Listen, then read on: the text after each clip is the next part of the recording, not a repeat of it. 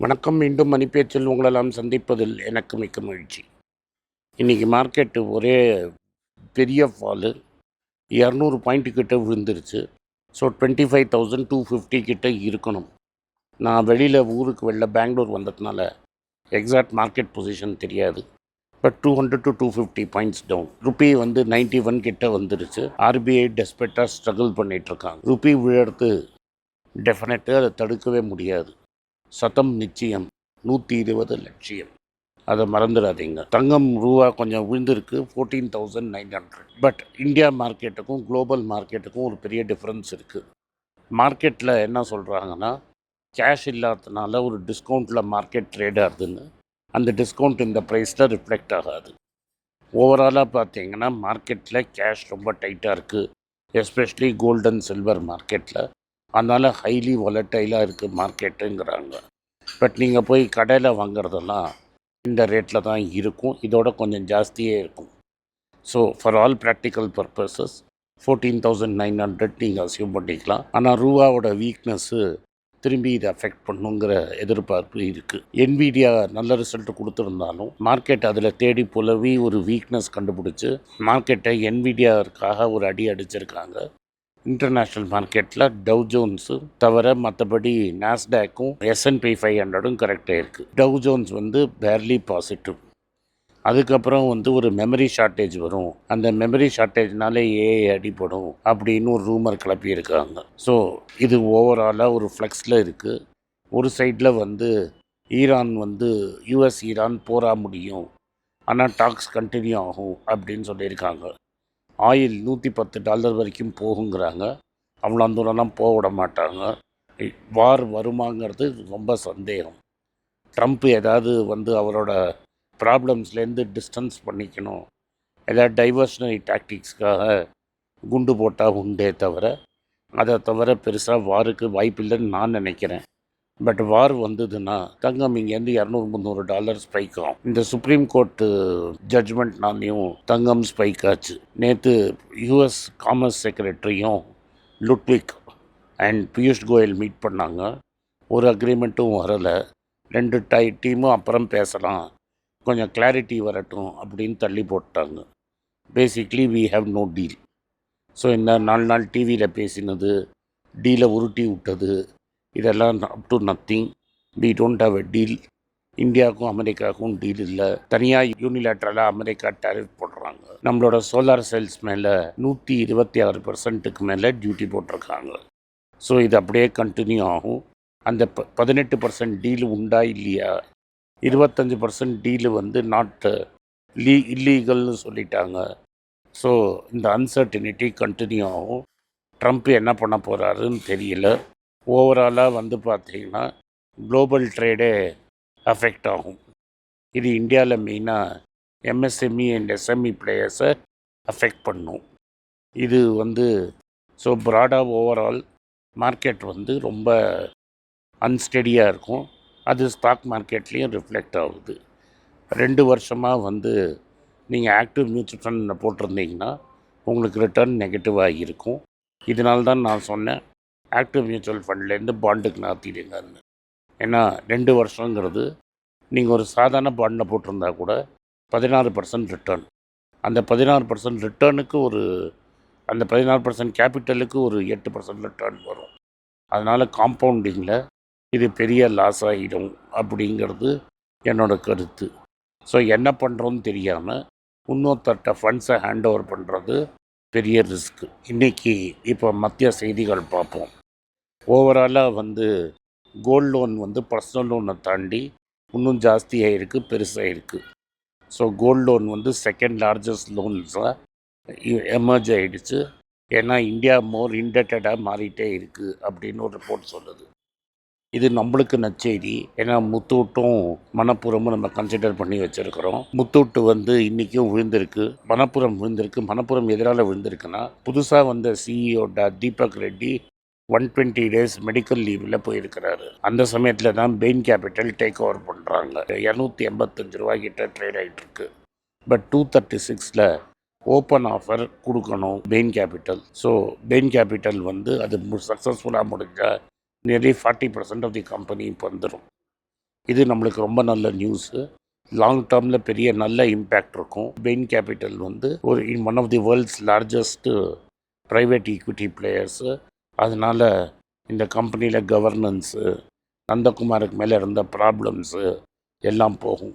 இன்றைக்கி ஒரு 3% கரெக்ட் ஆனதில் யாரெல்லாம் 110 120 மிஸ் பண்ணாங்களோ அவங்களுக்கு ஒரு பெரிய என்ட்ரிக்கு ஆப்பர்ச்சுனிட்டி. தேஜஸ் நெட்வொர்க்ஸ் 2 நாளில் சேர்த்து 25% ஏறி இருக்குது. இருந்தாலும் அதோட பீக்லேருந்து ரொம்ப தூரம்.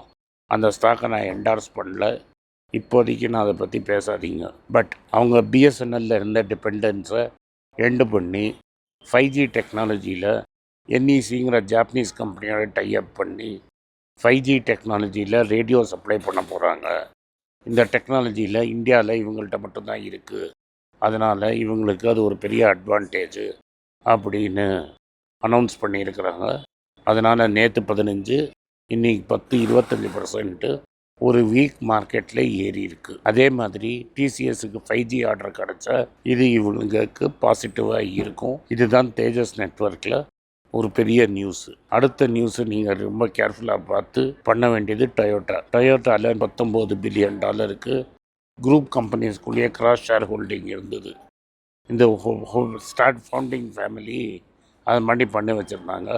அந்த அன்வைண்டிங் நடக்குங்கிறாங்க. ஷேர் ஹோல்டர் ஸ்ட்ரக்சர் இன்னும் டிரான்ஸ்பரண்ட் ஆகுங்கிறாங்க. லாங் டேர்ம் இது ஜப்பானுக்கு நல்லது, டொயோட்டாக்கு நல்லது. இது வந்து கவர்மெண்ட் ஃபோர்ஸ் பண்ணி மேண்டேட் பண்ண ரிஃபார்ம்ஸ் அப்படின்னு சொல்கிறாங்க. நம்ம கன்சிடர் பண்ணதுனால இது ஒரு பாசிட்டிவ் நியூஸாக நம்ம பார்க்குறோம். ஆந்த்ரோபி இப்போ ரொம்ப நாளாக பேச்சில் வந்துட்டுருக்கு. சில ரிப்போர்ட்ஸ் என்ன சொல்கிறாங்கன்னா, வெஸ்டர்ன் நியூஸில் ஆந்த்ரோபி அண்ட் பிளானட்டர் கொடுத்த சாஃப்ட்வேரை வச்சு தான் முடுரோவை பிடிச்சதாக சொல்கிறாங்க. ஆந்த்ரோபியோட ஃபுல் சாஃப்ட்வேரை பென்டகன் கேட்குறத இவங்க தர முடியாதுன்னு சொல்லிட்டாங்க. ஸோ ஆந்த்ரோபிக்கும் பென்டகனுக்கும் ஒரு சின்ன டிஃப்ரென்ஸுக்கு அடிதடி சண்டை நடந்துட்டுருக்கு. நெட்ஃப்ளிக்ஸ் வந்து எங்களுக்கு இப்போ வார்னர் பிரதர்ஸ் வேண்டாம், பேரமௌண்ட்டே வாங்கிக்கங்கன்னு சொல்லிட்டாங்க. $31 எக்ஸ்ட்ரா கொடுத்து, $31 ஒரு ஷேருக்கு இன்னும் எக்ஸ்ட்ரா கொடுத்து சுமார் $130 வார்னர் பிரதர்ஸை வாங்க போகிறாங்க. எப்படி இதை ஃபைனான்ஸ் பண்ண போகிறாங்க? இது ஆரக்கிளுக்கு பெரிய நெகட்டிவ். ஏன்னா ஆரக்கிளோட ஓனர் பையன்தான் ஸ்கைடான்ஸ் அண்ட் பேரமௌண்ட்டை வாங்கியிருக்காரு. அதே லிவரேஜ் பையி இதுக்கும் எப்படி லிவரேஜ் பண்ண போகிறாரு அப்படிங்கிற ஓவரால் வந்து நெட்ஃப்ளிக்ஸ் தப்பிச்சுது அப்படின்னு நெட்ஃப்ளிக்ஸ் ஷேர் ஹோல்டர்ஸ் ஹாப்பியாக இருக்காங்க. ஸ்கைடான்ஸும் பேரமௌண்ட்டும் ஆன் தி ஹுக்கு மாட்டிக்கிட்டாங்க அப்படிங்கிற ஒரு ஃபீலிங் இருக்குது. இன்றைக்கி பார்த்தீங்கன்னா நிறைய ஷேர்ஸ் இறங்கி இருக்குது. ஐடி ஸ்டாக்ஸ் ரொம்ப இறங்கலை. டாக்டர் ரெட்டி, கர்நாடகா பேங்க் இது மாதிரி இறங்கியிருக்கு. இதெல்லாம் நம்மளுக்கு ஒரு பாசிட்டிவ் நியூஸு. நம்மளுக்கு வந்து டிஃபன் காஃபி ரேஞ்சில் இதை நீங்கள் கன்சிடர் பண்ணிகிட்டே போகலாம். இந்த பட்டாஸ் லிஸ்டெல்லாம் உங்கள்கிட்டயே முன்னாடியே இருக்கும். இதை பார்த்து நீங்கள் டெஃபினட்டாக கன்சிடர் பண்ணுங்கள். டிவிஎஸ் மோட்டார்ஸ் என்ன அனௌன்ஸ் பண்ணியிருக்காங்கன்னா, பல வருஷங்கள் கழித்து திரும்பி சவுத் ஆஃப்ரிக்காவில் அவங்க என்டராக போகிறாங்க. பைட்விஸ்ட் அப்படின்னு ஒரு குரூப்பில் மூலமாக, அதாவது ஒரு ப்ரைவேட் ஈக்விட்டி குரூப், அவங்க ஒரு டிஸ்ட்ரிபியூட்டரை ஃபைனான்ஸ் பண்ணி அந்த டிஸ்ட்ரிபியூட்டர் மூலமாக டிவிஎஸ் மோட்டார்ஸ் அங்கே வந்து சவுத் ஆஃப்ரிக்காவில் என்டர் பண்ண போகிறாங்க. ஆல்ரெடி ஆஃப்ரிக்காவில் ஹெவியாக என்ட்ரன்ஸ் ஆன குரூப் இது. டான்சேனியா அந்த மாதிரி மார்க்கெட்டில், சவுத் ஆஃப்ரிக்கா மார்க்கெட்டில் திரும்பி ரீஎன்டர் பண்ணுறாங்க. டிவிஎஸ் குரூப் வந்து வைர ஊசி, இது பக்கத்தில் போகாதீங்க. செபி ரூல்ஸ் மாற்றி என்ன சொல்லியிருக்காங்கன்னா, எல்லா மியூச்சுவல் ஃபண்ட்ஸ் கோல்டில் இன்வெஸ்ட் பண்ணலாம், சில்வரில் இன்வெஸ்ட் பண்ணலான்னு சொல்லியிருக்காங்க. ஆனால் லண்டன் ப்ரைஸஸை டிபெண்ட் பண்ணாமல் இந்தியாவிலே ஒரு ஸ்பாட் ப்ரைஸை இண்டிபெண்ட்டாக டெவலப் பண்ணுங்க அப்படின்னு செபி சொல்கிறாங்க. இது நடக்குமானா எனக்கு ரொம்ப சந்தேகப்படுது. ஏன்னா கோல்டு அண்ட் சில்வர் நம்ம பேசிக்லி இம்போர்ட் பண்ணுறோம். சில்வர் கம்மி இம்போர்ட்டு, கோல்டு கம்ப்ளீட்டாக இம்போர்ட் பண்ணுறோம். அதனால் எக்ஸ்டர்னல் ப்ரைஸ் இல்லாமல் கோல்டை நம்ம இண்டிபெண்ட்டாக ப்ரைஸ் டிட்டர்மின் பண்ண முடியாது. கோல்டு வந்து இந்தியாவில் ப்ரீமியம் இல்லாட்டா டிஸ்கவுண்ட்டில் ட்ரேட் ஆகும். Depends on Indian liquidity situation. இந்தியாவில் கேஷ் நிறைய இருந்ததுன்னா கோல்டு வந்துட்டு ப்ரீமியமில் போகும். அதே லிக்விடிட்டி இல்லைன்னா டிஸ்கவுண்ட்டில் ட்ரேட் ஆகும். இந்தியாவில் இன்னொன்று என்னென்னா, நம்பர் 2 மார்க்கெட்னு ஒன்று இருக்குது. டியூட்டி கட்டாமல் போரஸ் பார்டர்ஸ்லேருந்து உள்ளே வருது. அந்த கோல்டு ப்ரைஸ் வந்து ரியல் கோல்டு ப்ரைஸை ரொம்ப அஃபெக்ட் ஆகும். ஏன்னா டியூட்டி இருக்கிறதுனால கோல்டு ரொம்ப ஈஸிலி ஸ்மகுலபிள். நம்மளோட பார்டர்ஸ் ஆர் வெரி போரஸ். அந்த பார்டர்ஸ் மூலமாக உள்ளே வர்றதுனால இந்த மாதிரி ஸ்பாட் ப்ரைஸை பாம்பேலேயே ஃபிக்ஸ் பண்ணுறதுங்கிறது ரொம்ப கஷ்டம். அப்போனா டியூட்டியை நீங்கள் கம்ப்ளீட்டாக எலிமினேட் பண்ணணும். கவர்மெண்ட் டியூட்டியை கம்ப்ளீட்டாக எலிமினேட் பண்ணாது. அதனால் இந்தியாவில் ஸ்பாட் கோல்டு ப்ரைஸ் கொண்டு வரதுங்கிறது ரொம்ப கஷ்டம். ஆனால் செபி வந்து இப்போ எந்த மியூச்சுவல் ஃபண்டும் கோல்டு வச்சுக்கலாங்கிறதுனால இப்போ எல்லா மியூச்சுவல் ஃபண்டும் 2 வருஷமாக ரிட்டர்ன் இல்லைன்னு நான் சொன்னேன்.